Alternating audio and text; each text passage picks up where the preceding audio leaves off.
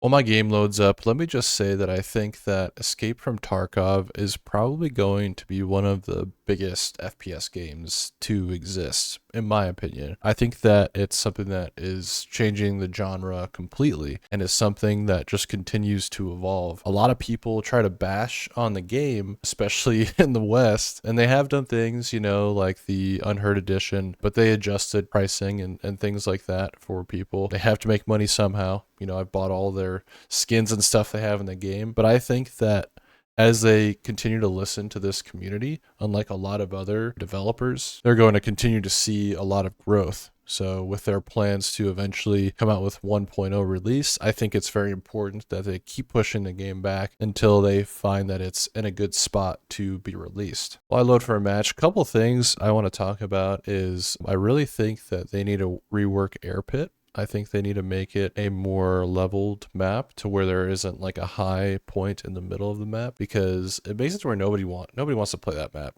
because it's just bad. People always just fight for the center of the map on either the top or bottom of the airplane, and nobody really kind of cares to go for the point because it's kind of like a suicide mission, at least in team fight. If they want to make Air Pit a viable map for competitive play, especially in Blast Gang, they're just going to need to at least bring that airplane in the center down to the ground. Maybe make the top of the airplane just completely wall-less with very little cover, so that way people that are trying to take advantage in the center of the map, they get punished for it by being very exposed instead of having very easy access and small windows to shoot through to people that are just completely out in the open. I think that that would make Air Pit a viable map again, because I really do enjoy the concept of the map. Watch where you're shooting, God. Okay, well FPS drop crazy amount there when I went to peek that guy. I don't really have too much running right now. As far as apps, I just have the game as well as Streamlabs open for my recording. We'll see how the rest of this match plays out. Maybe it's not that bad. That felt a little bit snappier just then. For some reason, it feels like when I go to look at enemies, that was very lucky. When I go to look at enemies, they seem to drop my frames a little bit sometimes. The other thing that I find very frustrating too of changes that I think they made is when you have like a laser, your shots don't always go exactly where the laser is anymore. As you can see when I spray off here, literally bullets fly past and up above where the laser is, where before it used to go exactly where your laser was. So I don't know if they made that a silent change. I usually use this laser because it's infrared. Like, it helps if you're trying to know where you're aiming, like without a crosshair, but that's pretty much the only use for it. It doesn't really help too much otherwise. No perks to using a laser. I will say the sound is much greater in the game now. It is pretty balanced to hear people a lot of the time. See, that's why I use IR lasers, because it gets you killed if you just leave it on. For somebody that knows what they're doing. I could easily hear that guy.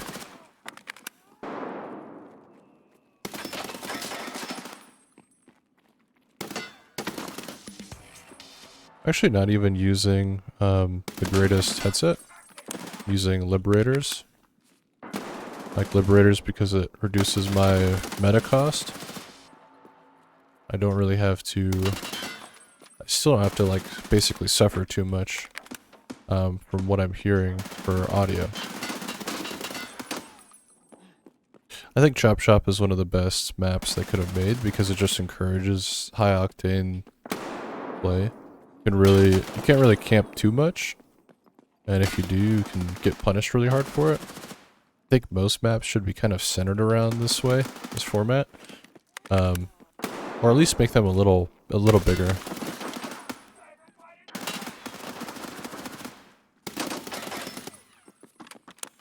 I definitely don't think they need to make this map bigger though. It's like firing range or Nuketown from Call of Duty.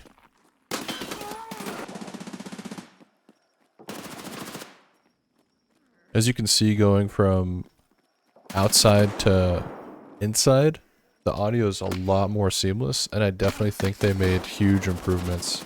Like, I know that I'm getting shot at, I think, from the left side here. The reason I'm able to tank a few of these headshots is because I'm wearing a tier 5 slap on the top of my head. So I'm using Enforcer. Like, look at this guy. I know exactly where he is. It's not even a secret. You guys think that using your blue laser and keeping it on all the time when you're holding a corner is a good idea? You're gonna die a lot. Just like that. Labyrinth's keycard. Toss that over to the main game. Start looting the labyrinth. I'm really excited for Battle Passes actually coming to Arena because I have 260 matches played. I probably have over 800 matches played total across, you know, the wipes that have had Arena in it, since it had like the tier system, or not even the tier system, since it had just the branch of classes you had to go through, which was horrible.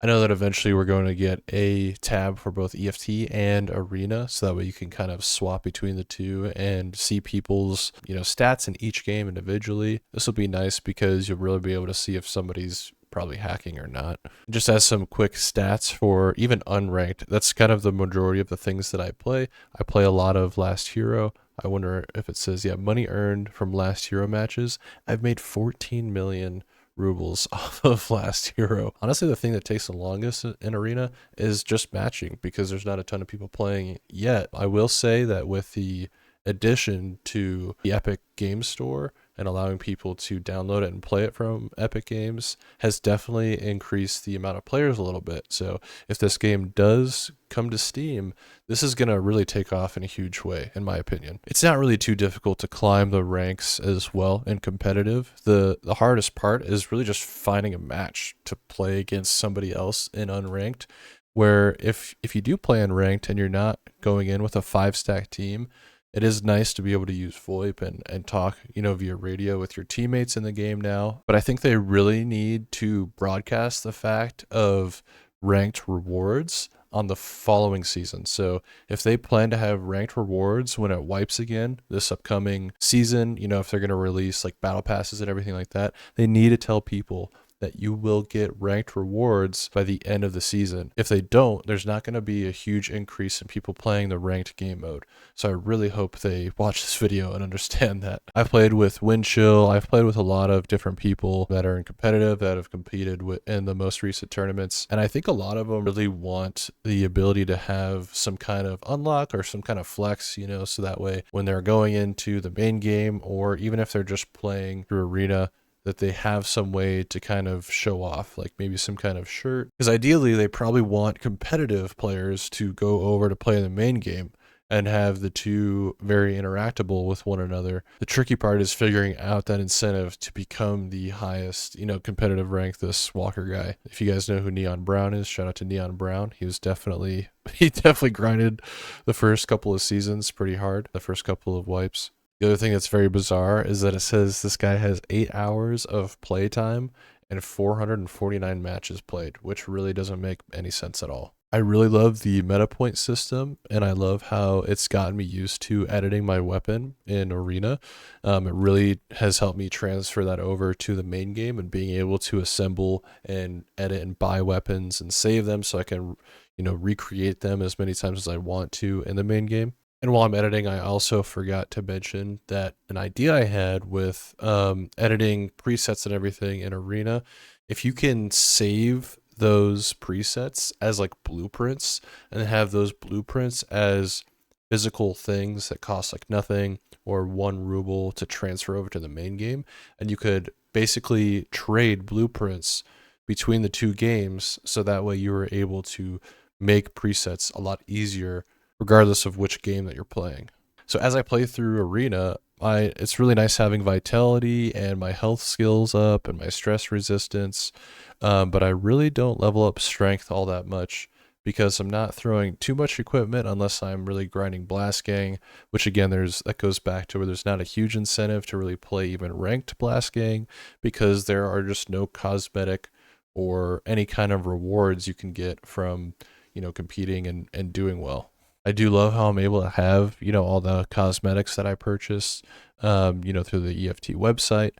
and it is really nice to be able to customize and have my different looking classes and all that good stuff. I really do feel like there's a level of customization. I think eventually what we're going to see with the addition of the battle pass is also maybe the ability to purchase, again, skins for your player through the menu here on the side. So I really hope they make that addition, because it will make people that really love Arena play it even more. They will also kind of keep people interested in spending money in the game, which I think is very healthy for the developers and for the game in general. I want this game to keep evolving. I think it has really high potential. I think this task UI is nice, but it would also be nice to have the ability to have a little like kind of clickable thing that says go to tasks, so that we could click that and it would get you straight to this page, so you could have a more kind of like classic overview of all of your tasks that you need to complete. I think the armory is done extremely well. You click this little kind of arrow at the very top left of the screen. It's very tough to see,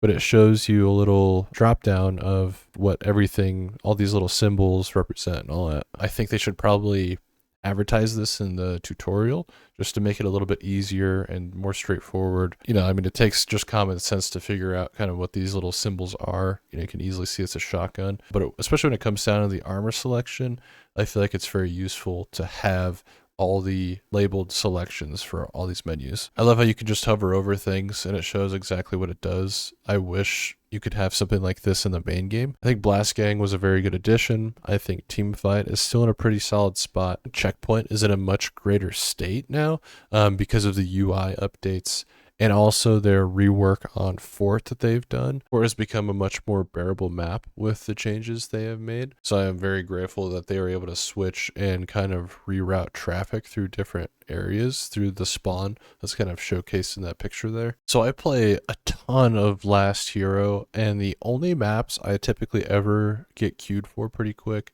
is going to be Chop Shop, Equator, and Bay 5. I queue all the maps every single time I play. Bowl rarely gets chosen because it's a much bigger map. You can see Equator has six people, Bay 5 is 6, Chop Shop is 6.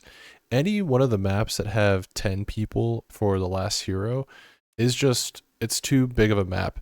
I think for Last Hero specifically, like look at that, it's just an insta queue. I think for Last Hero specifically, if they want to create more Last Hero maps or have more than just the 3 that I mentioned, they need to decrease the map size like they did for Bay 5. Bay 5 was done perfectly, by the way. All they had to do was really minimize the amount of space that the Last Hero map takes up. And I feel like the game mode should only have 6 people, or like at the max, maybe 8 people, and just really reduce that map size a lot. I haven't really played Last Hero or even any game mode on Air Pit just because nobody really likes the map. I think they probably haven't even changed it for Last Hero, which is actually kind of crazy to think about. I really hope they continue to really listen to their community. I think they're doing a great job. Props to the guys that are working on Arena. I think that as they continue to improve this game, we're going to see a really huge spike in players, and I think more and more people are going to want to continue to play this game. I also think that it's a little like mildly infuriating that, I get matched against so many sweaty competitive players all the time. Again, I really wouldn't mind it as much, and it does make me a better player for it. I know that this blood... There's that guy almost... Oh, I did kill him. That blood bag guy, I know he did compete in the most recent tournament, because he's wearing that shattered face mask that you can kind of see him wear there.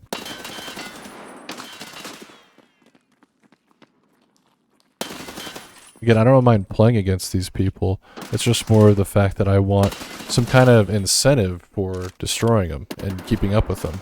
Actually, I don't play in any tournaments, I work a 9-to-5 job, and I don't have a lot of time to play in tournaments. Because this is the main game I play. I don't play any other first-person shooters because I think that this is just the best one. But I think that they definitely need to reward people that play this game a lot. If they link up events like this in the future, it'll give people incentive to play both the main game and arena, which will be really nice. Super casual form of critique video. I hope you guys enjoyed it. Please like and subscribe if you did. It really helps me out a lot as I continue to grow this channel a little bit more and more with every video. Let me know in the comments below if you guys are ready for a battle pass coming to arena, if you guys wish there was more incentive to play arena, and if you guys think Tarkov Arena is in a good state, or if you think it's just dead and why would you even play it? You know, who even cares about Arena anymore? But I think it's been nice just continuing to watch Tarkov to grow. Shout outs to, again, Nikita and his team. I think you guys are doing a great job listening to tons of feedback and just continuing to make this game better and better. Thank you guys for watching. Have a good one.